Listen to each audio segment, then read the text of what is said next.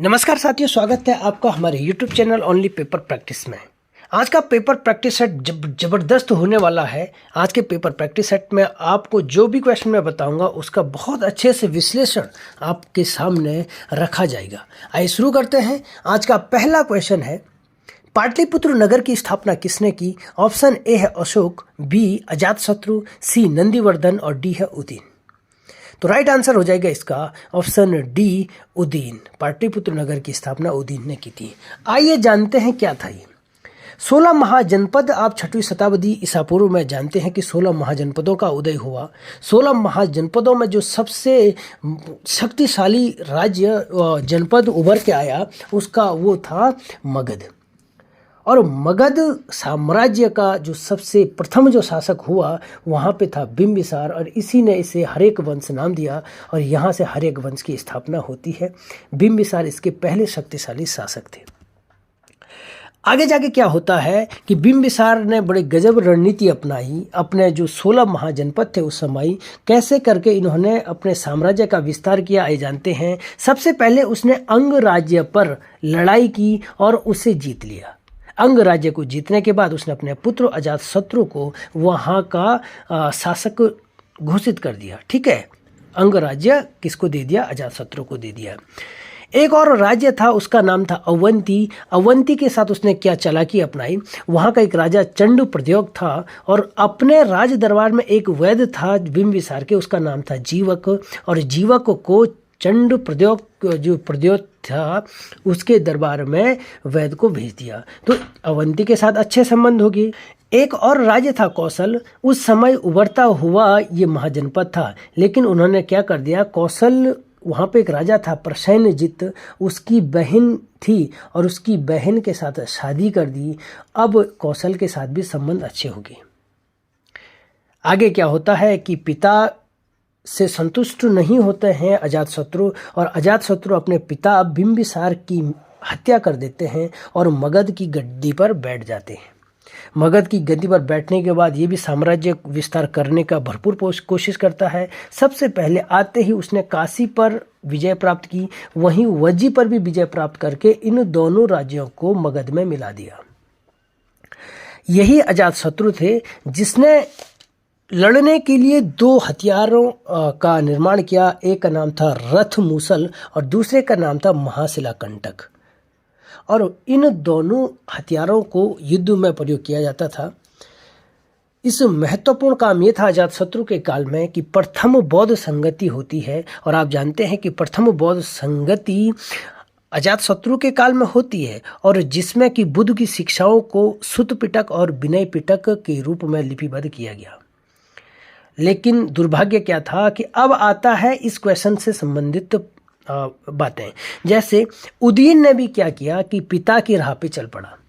पिता ने अपने पिता की हत्या की थी, तो जैसा पिता वैसा बेटा। उदयन ने भी अजातशत्रु की हत्या कर दी और मगध की गद्दी पर बैठ गया, अर्थात अपने पिता की हत्या करके मगध की गद्दी पर बैठ गया और एक नगर की स्थापना की जिसका नाम था कुसुमपुरा।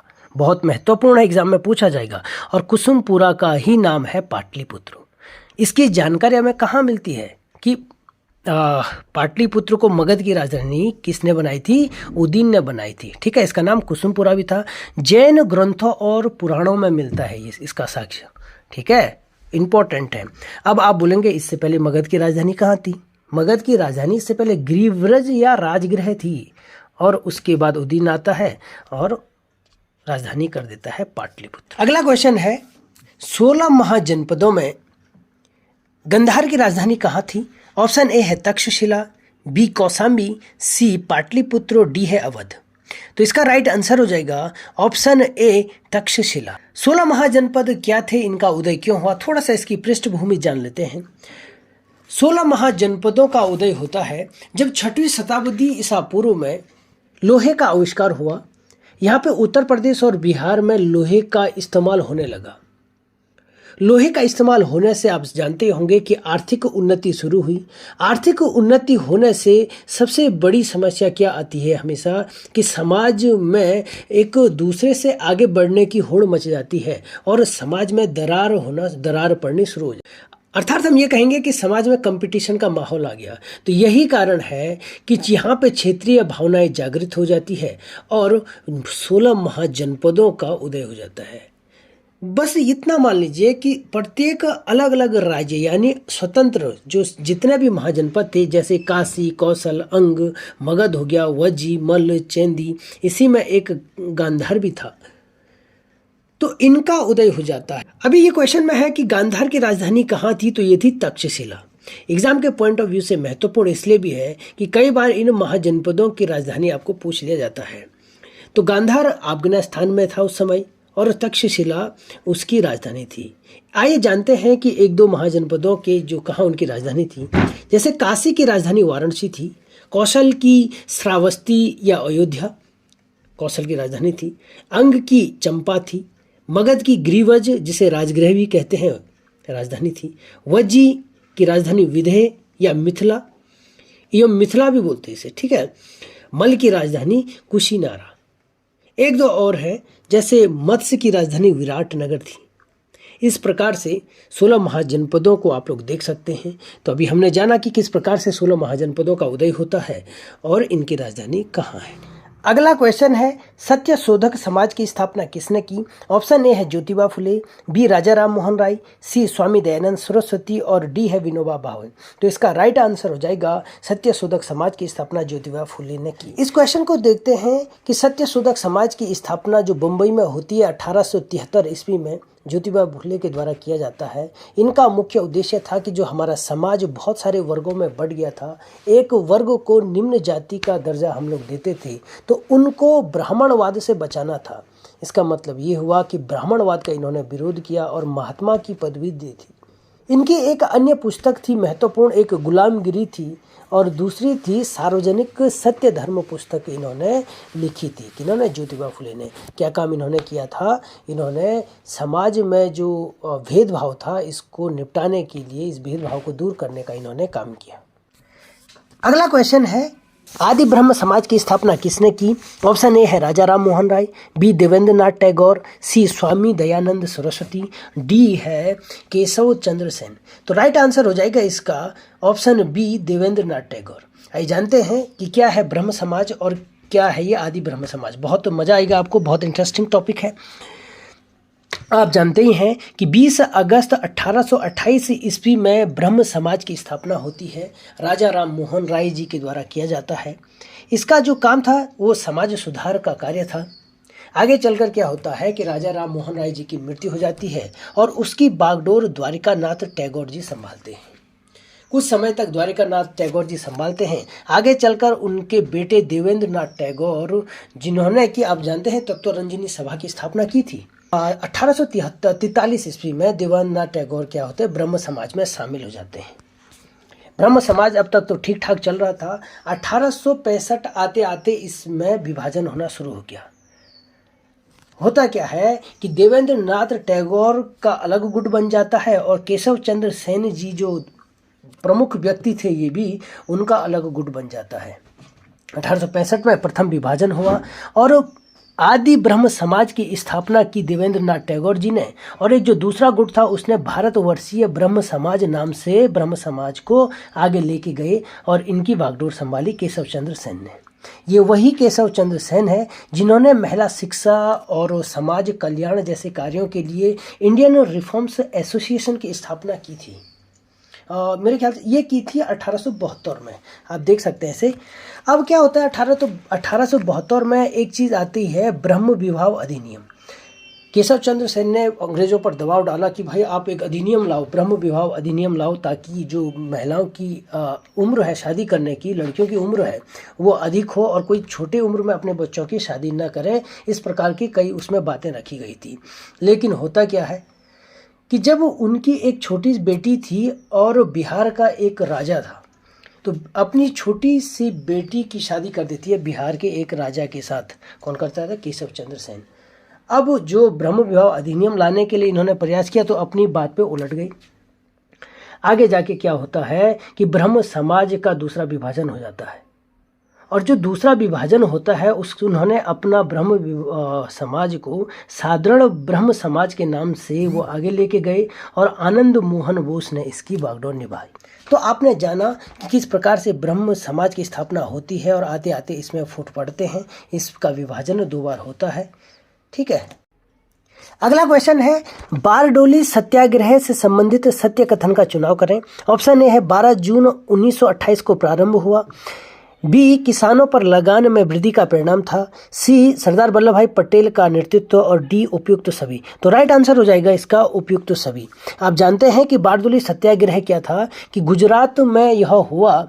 गुजरात की जो प्रांतीय सरकार थी उन्होंने किसानों की जो लगान थी उसको 22% बढ़ा दिया था। वहाँ के किसान सरदार वल्लभ भाई पटेल जी को बुलाते हैं और सरदार वल्लभ भाई पटेल ने किसानों का नेतृत्व किया।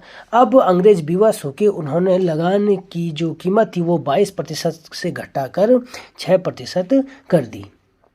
इसका परिणाम ये हुआ कि गांधी जी ने उनकी कार्य क्षमता को, उनके इस कार्य को देखते हुए वल्लभ भाई पटेल को सरदार की उपाधि दी थी। तो यहीं से वल्लभ भाई पटेल का नाम सरदार की उपाधि इनको मिलती है। अगला क्वेश्चन है प्रगामी तरंग सिद्धांत का संबंध किससे है। ऑप्शन ए है पृथ्वी की आंतरिक संरचना, बी भूकंपीय तरंगें, सी है सौर विकिरण सिद्धांत और डी है ज्वार भाटा। तो प्रगामी तरंग सिद्धांत का संबंध है ज्वार भाटा से। आइए जानते हैं कि क्या है ये प्रगामी तरंग सिद्धांत। 1843 ईस्वी में एक वैज्ञानिक आए थे, उनका नाम था विलियम विवेल आए थे। इन्होंने बताया कि चंद्रमा के आकर्षण बल के कारण ज्वार की उत्पत्ति होती है और ये कहाँ होती है, दक्षिणी ध्रुव में 180 डिग्री देशांतर में यहाँ पे ज्वार भाटा उत्पन्न होता है। अब उन्होंने आगे कहा कि पृथ्वी का घूर्णन पश्चिम से पूरब की ओर है, तो पृथ्वी के घूर्णन के कारण ये ज्वार भाटा, ये लहरें पश्चिम की ओर गमन करती है, यानी पश्चिम की ओर चलना शुरू कर देती है।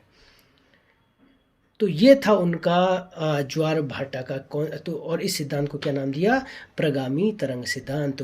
किसने दिया था, विलियम विवेल ने। कब दिया था, 1833 ईस्वी में। ठीक है, अगला क्वेश्चन है अक्षांश एवं देशांतर रेखाओं की संख्या कितनी होती है। ऑप्शन ए है 181 280, 360 180, 181 360, 90 180।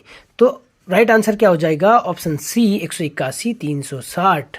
ठीक है, अक्षांश रेखा कितनी होती है, जो पड़ी हुई रेखाएं हैं ग्लोब में उसको अक्षांश रेखा कहते हैं। 181 कौन सी है, ये 181वां जो नंबर है वो भूमध्य रेखा है। ठीक है, बाकी बराबर ऊपर नीचे हैं।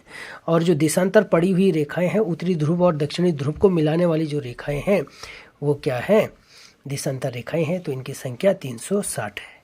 अगला क्वेश्चन है महासागरीय सतह होना चाहिए था, इसको 7 लिखा हुआ है। महासागरीय सतह का निर्माण किस प्रकार की चट्टानों से हुआ। ऑप्शन ए है बेसाल्ट, बी चूना, सी ग्रेनाइट, डी जीवाश्म। तो जिन्होंने पिछली वीडियो देखी होगी, इससे पहले की जो पेपर प्रैक्टिस सेट, तो वो तो आसानी से बता रहे होंगे। ठीक है, तो राइट आंसर हो जाएगा इसका बेसाल्ट। जो समुद्र में लगातार लावा का उद्गार होता रहता है, तो बेसाल्ट से महासागरीय सतह का निर्माण। अगला क्वेश्चन है भारत का मैनचेस्टर किस शहर को कहा जाता है। ऑप्शन ए है Mumbai, B Ahmedabad, C Bangalore, D Kanpur.